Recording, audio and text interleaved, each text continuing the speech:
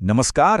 ચાલો આજે એક મજેદાર સફર પર નીકળીએ જ્યાં આપણે એ જાણીશું કે કમ્પ્યુટર પર બનાવેલી ડિઝાઇન કેવી રીતે એક નક્કર વાસ્તવિક વસ્તુમાં ફેરવાઈ જાય છે. ક્યારે એવું વિચાર્યું છે કે કમ્પ્યુટર સ્ક્રીન પર દેખાતી કોઈ 3D ડિઝાઇન હાથમાં પકડી શકાય એવા મજબૂત ધાતુના ટુકડામાં કેવી રીતે ફેરવાઈ જાય છે? ના, આ કોઈ જાદુ નથી. આ તો આધુનિક ઉત્પાદનનો કમાલ છે. ચાલો જોઈએ કે આ બધું કેવી રીતે થાય છે.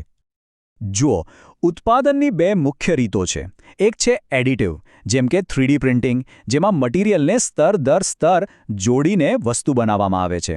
અને બીજી છે સબટ્રેક્ટિવ, જેમાં ધાતુના એક નક્કર બ્લોકમાંથી વધારાનું મટીરિયલ કોતરીને દૂર કરવામાં આવે છે અને આપણો જોઈતો આકાર તૈયાર થાય છે. આજે આપણું ધ્યાન આ બીજી એટલે કે કોતરકામની પદ્ધતિ પર છે. તો આ આખી સફર શરૂ ક્યાંથી થાય છે? એ શરૂ થાય છે ડિજિટલ દુનિયામાં. ચલો એ પ્રક્રિયાને સમજીએ જે કમ્પ્યુટરની એક ફાઇલને વાસ્તવિક સ્પર્શી શકાય એવા ભાગમાં ફેરવી નાખે છે. આ આખી પ્રોસેસનો એક રોડમેપ છે. એ છે CAD, CAM અને CNC. બસ આ 3 સ્ટેપ્સમાં જ આખું કામ થઈ જાય છે. પહેલા ડિઝાઇન, પછી પ્લાનિંગ અને છેલ્લે એક્શન. આ પ્રક્રિયાના 3 મુખ્ય હીરો છે. પહેલું CAD, જ્યાં ડિઝાઇનરના મગજમાં રહેલો આઈડિયા કમ્પ્યુટર પણ 3D મોડેલનો આકાર લે છે. બીજું છે CAM, જે એકદમ સ્માર્ટ ટ્રાન્સલેટર જેવું છે. એ આ 3D મોડેલને મશીન સમજી શકે એવી સૂચનાઓમાં ફેરવે છે. અને છેલ્લે મેદાનમાં ઉતરે છે CNC મશીન, જે આ સૂચનાઓનું અક્ષરશઃ પાલન કરીને ધાતુને કાપે છે. પણ એક મિનિટ, કોઈ પણ મશીનને હાથ લગાડતા પહેલા સૌથી, અને મારો મતલબ છે સૌથી અગત્યની વાત, કોઈપણ મશીન શોપમાં સેફટી હંમેશા પહેલા નંબરે આવે છે. આ એક વાત ક્યારેય ભૂલવા જેવી નથી. જે મશીન લોખંડ કાપી શકે એ ચામડી અને હાડકાં પણ કાપી શકે છે. આ મશીનો ખૂબ જ શક્તિશાળી હોય છે અને ભૂલોને માફ નથી કરતા. એટલે સાવચેતી અને આદર રાખવો ખૂબ જ જરૂરી છે. તો સેફટી માટે શું કરવાનું? સૌથી પહેલાં તો સેફટી ગ્લાસ. આંખો વગર કામ કેવી રીતે કરશો? અને હા, ઢીલા કપડાં, ઘરેણાં કે લાંબા ખુલ્લા વાળ, આ બધું ફરતા સ્પિન્ડલ માટે એક આમંત્રણ જેવું છે. એમાં ફસાઈ શકે છે અને પરિણામ બહુ ખરાબ આવી શકે છે. એટલે દરેક નિયમ પાછળ એક કારણ છે.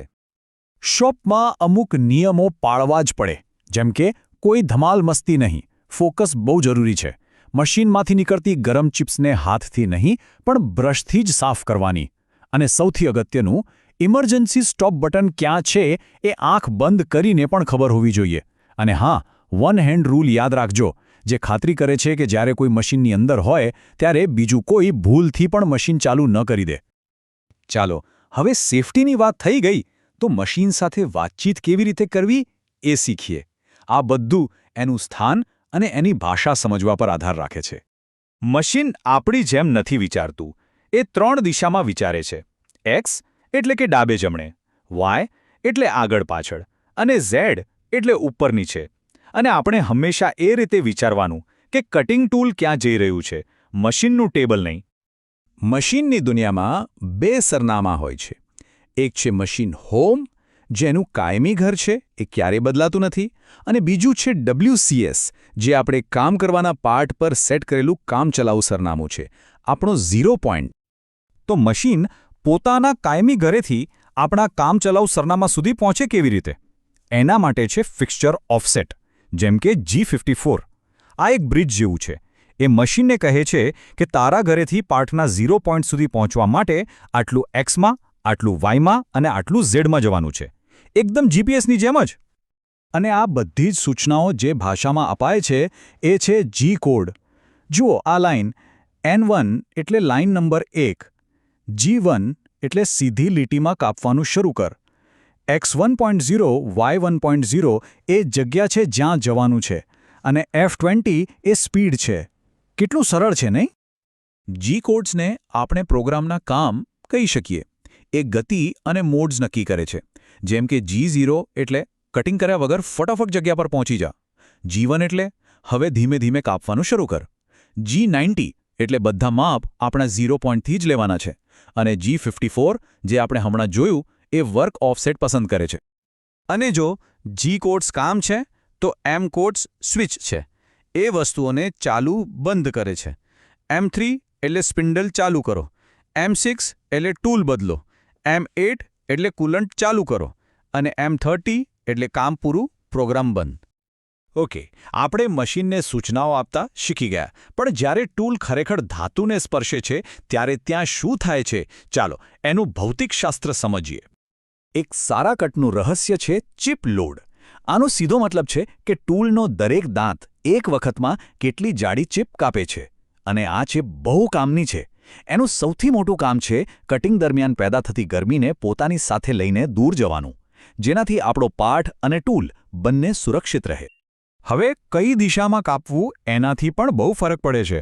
ક્લાઇમ્બ મિલિંગમાં ટૂલ જાડી ચિપથી શરૂ કરીને પાતળી ચિપ કાપે છે. આનાથી ગરમી ઓછી થાય છે અને ફિનિશિંગ પણ સરસ આવે છે. જ્યારે કન્વેન્શનલ મિલિંગમાં ઊંધું થાય છે. એક ઘર્ષણ અને ગરમી વધારે છે. એટલે CNCમાં આપણે હંમેશા ક્લાઇમ્બ મિલિંગ જ પસંદ કરીએ છીએ.